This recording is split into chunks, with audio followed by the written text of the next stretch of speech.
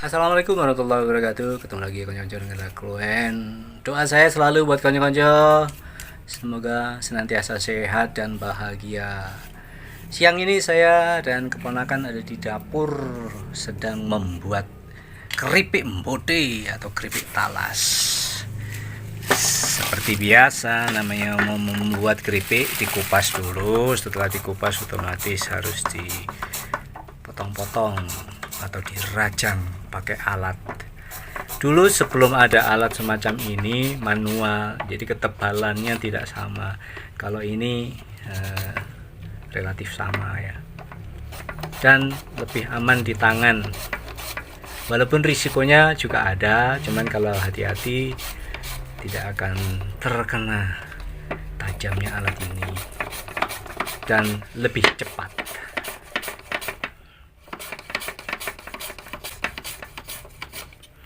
Keripik mbote makin kesini makin populer. Zaman dulu ketika saya kecil tidak terlalu populer, dikalahkan oleh singkong. Jadi yang paling populer saat itu adalah singkong yang dibumbu bawang merah, bawang putih, kunyit dan ketumbar, bumbu alami.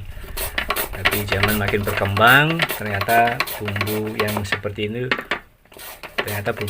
itu juga tidak banyak digunakan atau yang suka saja. Dan ada bumbu-bumbu tabur yang bisa dibeli dari toko.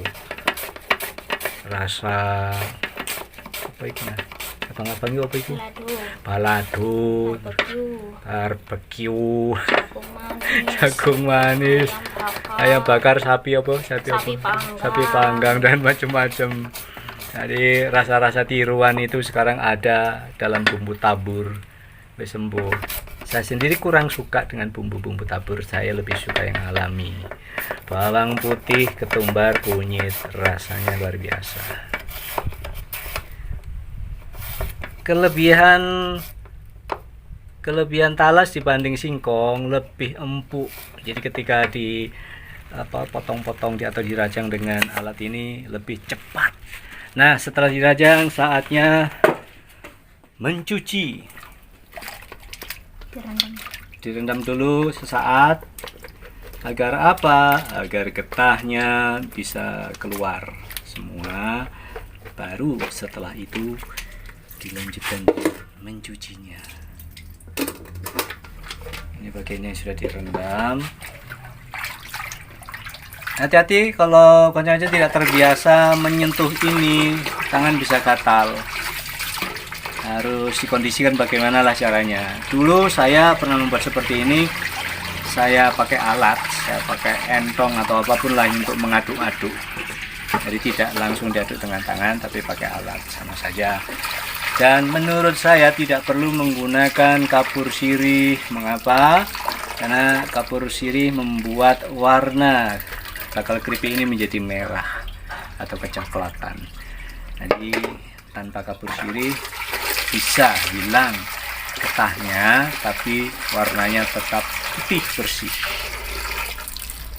Berkali-kali sampai lendirnya hilang, jadi dirasakan saja dengan tangan.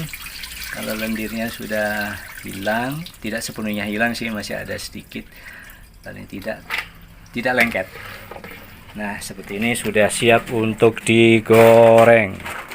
Saatnya menggoreng, itu di wajan sudah siap minyak panas.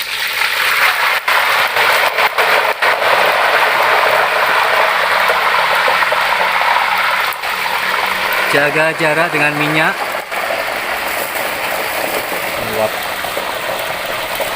Wow.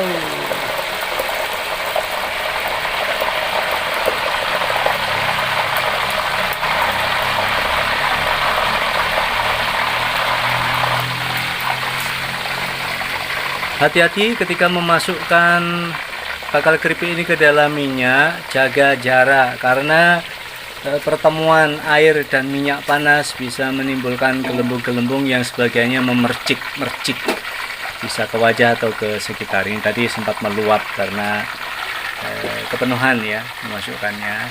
Nah, biarkan seperti ini, jangan sering-sering diaduk karena justru nanti akan terlipat-lipat. Tunggu sampai setengah kering lah, baru kalau ada bagian yang menyatu, bisa dipisah-pisahkan pelan-pelan menggunakan sutil. Jangan lupa api harus besar, harus panas banget.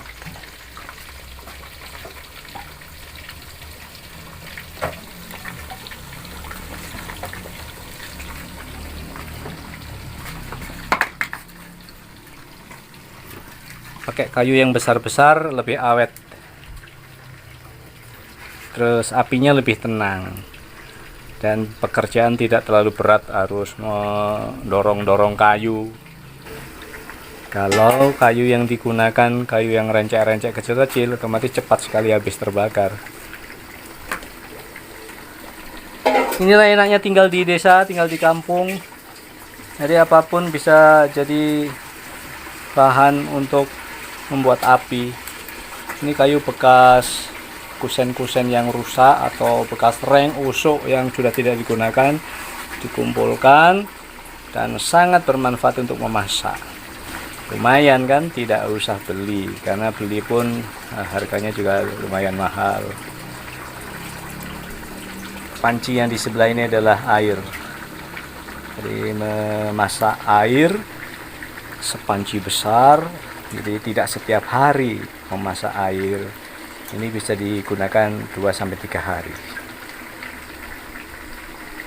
Tunggu seperti ini. Sekali lagi jangan diaduk-aduk dulu, biarkan sampai setengah kering. Nanti baru bisa dipisahkan untuk yang lengket. Tapi biasanya sudah langsung terpisah. Mengapa? Karena minyak yang digunakan banyak. Ingat, minyak yang digunakan harus banyak. Kalau minyak yang Anda gunakan sedikit, ya berpotensi untuk lengket dan tidak sempurna nanti matangnya atau keringnya. Kita tunggu bareng-bareng sampai siap untuk dipisah-pisahkan. Lihatlah warnanya putih bersih, karena juga tidak menggunakan bumbu apapun. Sengaja tidak pakai bumbu apapun karena nanti akan dicampur dengan bumbu tabur. Tapi kalau ada yang suka tanpa bumbu, ini enak banget. Saya sendiri lebih suka yang tanpa bumbu sama sekali. Jadi gurihnya terasa alami. Kalau ditanya berapa lama waktu yang dibutuhkan mulai mencemplungkan bakal keripik ke dalam minyak sampai siap untuk dibolak-balik, jawabannya tidak pasti. Sangat bergantung pada besar kecilnya api, banyak sedikitnya minyak, dan banyak sedikitnya bakal keripik yang dicemplungkan. Jadi pakai ilmu kira-kira saja ya. Nah, sudah siap dibolak-balik atau diaduk. Jadi seperti itu ya, konco-konco. Jangan buru-buru. Jadi sejak tadi dicemplungkan sampai sekarang hampir kering baru diaduk-aduk. Diaduk-aduk dibolak-balik maksudnya ya, untuk memberi kesempatan bagian yang atas ke bawah dan sebaliknya, jadi nanti keringnya merata. Begitu, sebentar lagi ini sudah siap untuk diangkat. Mudah bukan? Mudah banget, jadi siapapun bisa membuatnya. Nih, lihat. Bersih banget, tidak ada bedanya dengan keripik kentang. Tapi saya lebih suka keripik mbote atau keripik talas karena rasanya lebih gurih. Memang rasanya berbeda-beda, tapi kalau disuruh memilih manakah yang lebih disuka, saya lebih memilih keripik mbote. Mengaduk ketika keripik sudah setengah kering tidak berisiko sama sekali lembaran-lembarannya terlipat-lipat. Tapi kalau kocok-kocok mengaduk-aduknya pada saat masih belum setengah kering atau belum kering, dijamin mesti akan tergulung-gulung atau terlipat-lipat dan hasilnya ya otomatis kurang bagus. Nah, diaduk-aduk sekali lagi, dibolak-balik sekali lagi.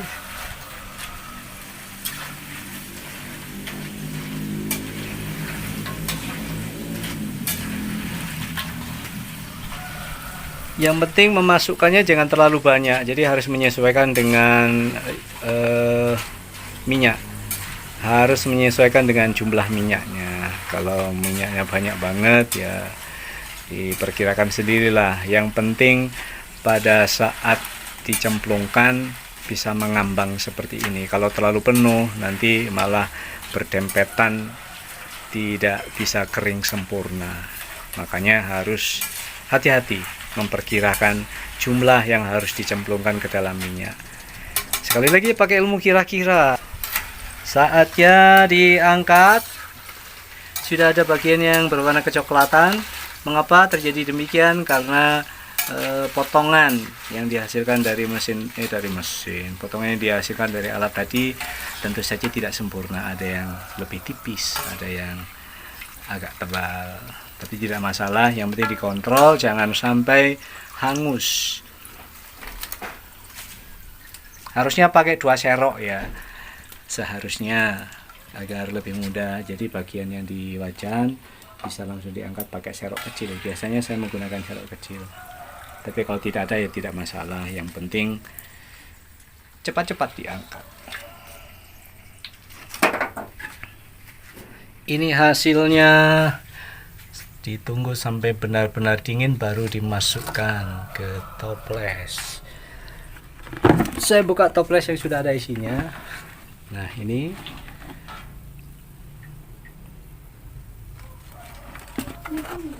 ya, terus satu lagi ini yang sudah penuh,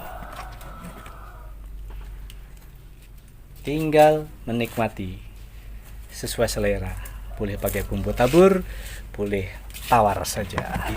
Sebenarnya ada rencana menjual keripik ini seperti tahun-tahun sebelumnya, mengingat saat ini harga minyak melambung tinggi, otomatis niat itu diurungkan. Ya sudah, digunakan sendiri saja, dinikmati sendiri saja.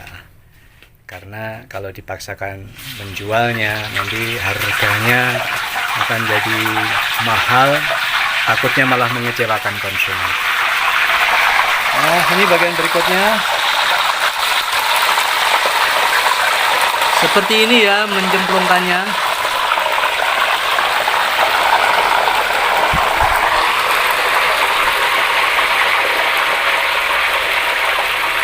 Seperti ini cara menyemplungkannya, sedikit demi sedikit agar tidak meluap.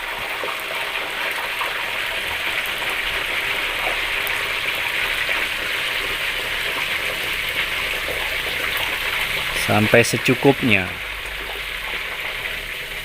Secukupnya seberapa? Yang penting bahan keripik yang dicemplungkan bisa terapung, itu sajalah. Ya, terima kasih kanca-kanca.